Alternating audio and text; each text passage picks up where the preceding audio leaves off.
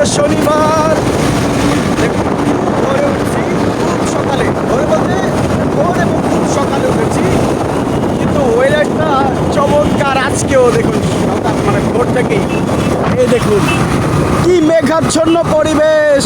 আহা, এরকম পরিবেশ মানে আমার কাছে তো খুব ভালোই লাগে। আপনাদের কাছে কেমন লাগছে অবশ্যই অবশ্যই জানাবেন।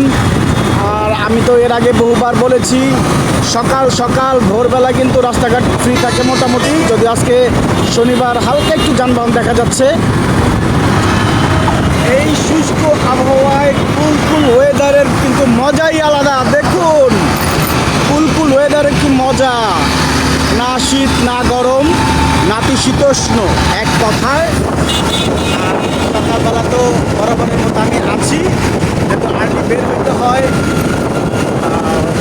মানে কী করবো বলার ভাষা পাচ্ছি না। গতকাল শুক্রবার গিয়েছে, জুমাবারে আমি ভিডিও নিব ভেবেছিলাম, তাও নেওয়া হয়নি। কারণ হচ্ছে গত শুক্রবারের ভিডিওই আমি পোস্ট করতে পারিনি, দুঃখিত। কারণ আপনারা জানেন খুব ব্যস্ততার মধ্যে দিনগুলো যাচ্ছে, বেশ 3-4 মাস যাবৎ প্রচণ্ড ব্যস্ততার মাঝে দিন যাচ্ছে, যার জন্য হচ্ছে গত কয়েক সপ্তাহের ভিডিও জমে গেছে। দুঃখিত, আপনারা অনেকে অনেক কিছু জানতে চেয়েছেন, আমি জানাতে পারছি না। তবে দেখি সময় সুযোগ করে দিয়ে দেব। তো যদিও লেট আসছেও, মানে আমার তো বরাবর একটু লেট হয়, এটা হয়তো বা অনেকেই জানেন, অনেকে নেগেটিভ চোখেও দেখেন, তাও আমি বুঝি, কিন্তু কিছু করার নেই, ছোটোবেলা থেকেই মানে অভ্যাস। তবে হ্যাঁ, বিশেষ মুহূর্তে এটাও বিশেষ কাজ, কোনো কোনো ক্ষেত্রে কিন্তু আগেই চলে আসি। যাই হোক, ওয়েদারটা কেমন লাগছে, সকাল মোটামুটি 9টার মতো বাজে।